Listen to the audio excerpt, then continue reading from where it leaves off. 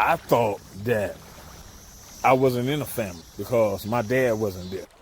Hey, play it back. Play it back. My mama from North Carolina. My daddy from South Carolina. I'm from Max.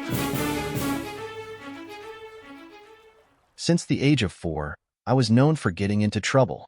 I was a very curious child with a vivid imagination.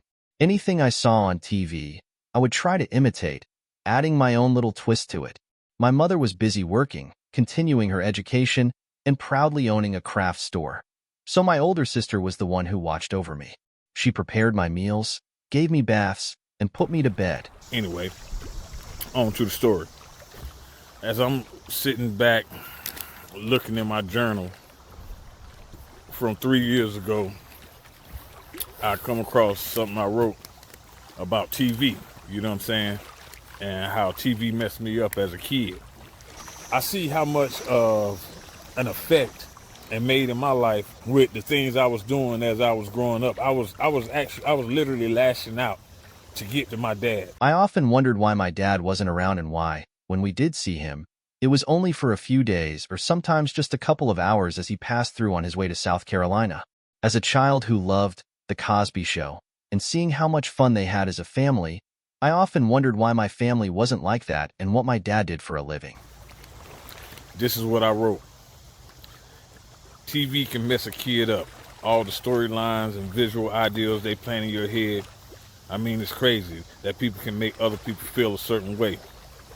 What got me was the TV dads, seeing different shows. I never knew the impact that it would have on my life. How subconsciously it showed me what I was missing without a father in my house. As mentioned before, I was a curious child with a vivid imagination, which often led to me getting into trouble. I did a lot of crazy stuff, and when my mom was asking me what in the world was I doing, why was I doing this and all that, and I would tell her, I want to go stay with my dad. I want to go stay with my dad. I want to go stay with my dad. I want to go stay with my dad. I remember how the adults around me would call me bad and say things that made me feel unwanted. This led me to retreat deeper into my imagination and do things alone because I believed no one loved or liked me. I thought that maybe my father stayed away because I was bad and always got into trouble. My mother and father separated when I was 3 years old, and this was never discussed in our family at that time. I'm glad that I did decide to keep that stuff in my journal. You know, I'm glad that I didn't throw that stuff away as I moved to different houses and different locations. I looked at the relationship that I had with my child and how I thought that money was the key, that I was keeping him safe because I was in the streets. As long as I wasn't around him, I ain't have to worry about him seeing what I was doing, you know. And the whole time I was messing my child up because I wasn't there. Or maybe I was too young to understand such conversations.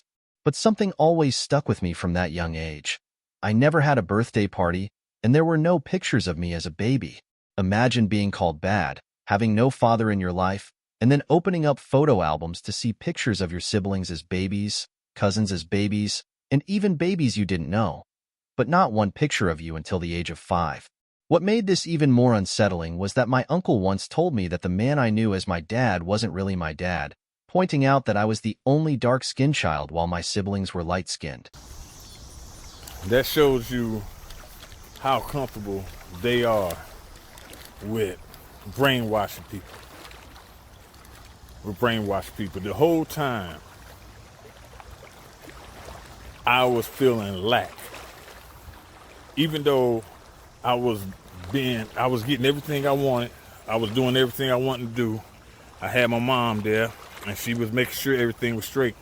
But watching TV made me feel lack. Girls that was coming up and around my age group that made them feel like, hey, they could be successful without a man in their life. You know what I'm saying? Without a man helping them raise their kids. You know, that's crazy, man. That's crazy. And it's sending tingles in my spine right now as I speak about it. You know what I mean? TV is crazy. And I look at how the world is now, how things are now, how many dudes don't even care to try to be a father. You know what I'm saying? How many women don't even care to have the father in their child's life? The year is 2024, and as I watch the ongoing debates about single mothers and why being a stepfather doesn't benefit the man, it brings back memories of my childhood. I remember that I wasn't part of the deal my mother made with her potential mates. Let me explain this in a way that may help someone else out. Remember, I spoke about how bad I was and how I tried my best to live up to the negative words spoken about me. This was a problem for my mother when it came to potential mates. They wanted no part of that. The discipline they could impose on me had limits because I wasn't their child. This led to anger and frustration on both sides. Imagine being a man coming home from a long day of work, seeing your partner in tears because of something their child did at school or elsewhere. He tries to discipline the child, but she says, "No, I will handle it. You are not his father, and you may hurt him." They'll rather put that man on child support and not have that dude in that child's life, you know, but they'll take the money, you know what I'm saying? It is bigger than the money. It's way bigger than the money. You know what I'm saying? Me not having my father in my life, that shit hurt me. That shit hurt me. That shit made me look other places for support that I couldn't get from my mom. You know what I'm saying? Which led me to the streets, which led me to guys that was older than me, that was out there doing crazy things, but they was giving me certain things that I thought was love. You know what I'm saying? So when they asked me to do stuff, I was doing those things because I felt like I owed them something. You know what I'm saying? Because they was giving me what I thought was love. And the whole time they was just using me. Anyone could see that what she was doing wasn't effective. She really couldn't focus on me because she was trying to provide a way of living for us.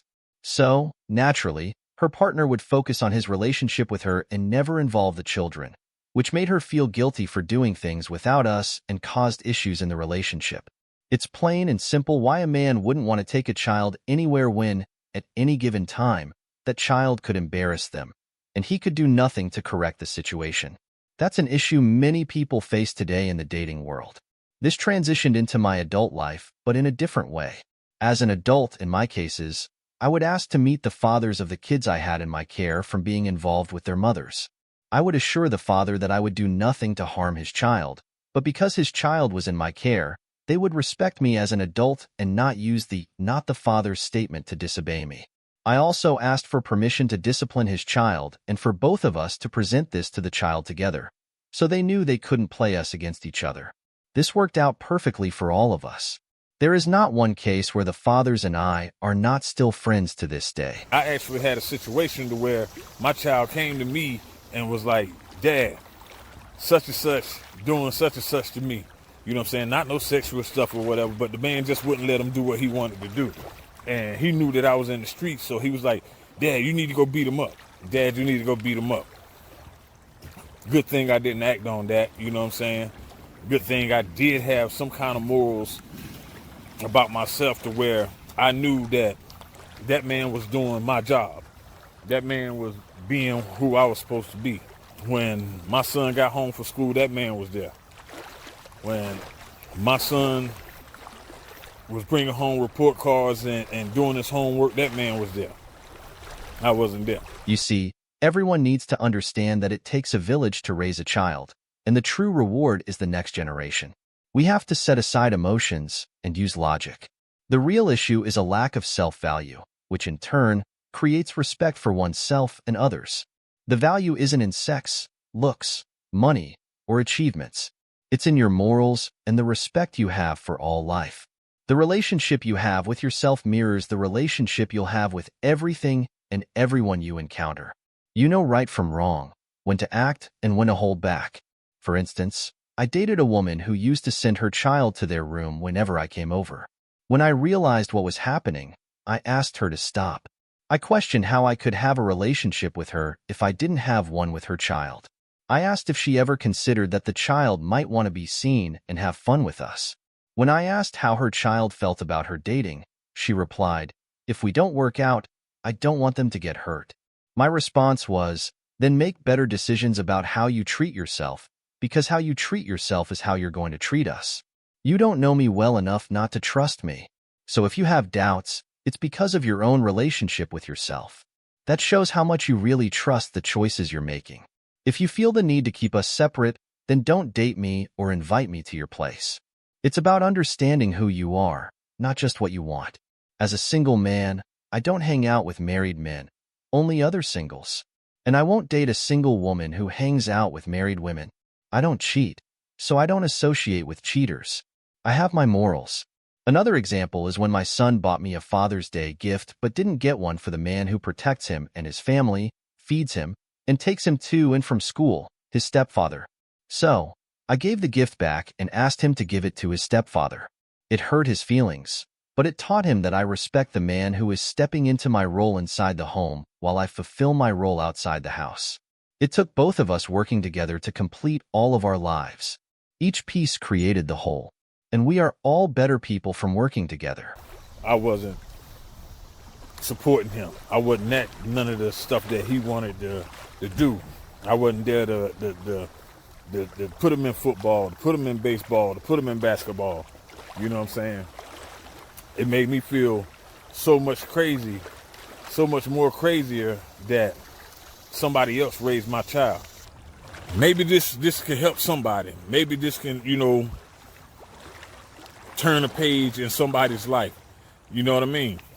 Watch what you letting your kids watch. You know what I'm saying? Watch what you letting your kids watch. At least now you have people like Tyler Perry and a couple other people that put shows on TV that has the dad in the family, you know what I'm saying? Because for a hot second, a lot of shows was showing stuff to where the man wasn't in the family. You know what I'm saying? Literally, when we was growing up, you had shows like The Cosby Show that had a dad in it, Family Matters, but it wasn't many. It wasn't many shows that we was watching that was showing a father in the house. You know what I'm saying? And I believe that it is a major reason why we have so much stuff that's going on in this world the way it is now, especially when it comes to relationship between men and women. You know what I mean? Because men, first of all, feel like they able to do what they want and be with any woman they want, and they can go create a child out there, and they don't have to do nothing but give up a little bit of money. You know what I'm saying? And a lot of them don't even want to do that. A lot of them don't even want to claim their child, and that's crazy. That's crazy, but then you look back at how they was raised, you know what I'm saying? Especially if they was raised in single family homes. I'm just saying. That TV makes a difference. That TV makes a difference. And I know it wasn't just me. I know there's other people that can relate to this.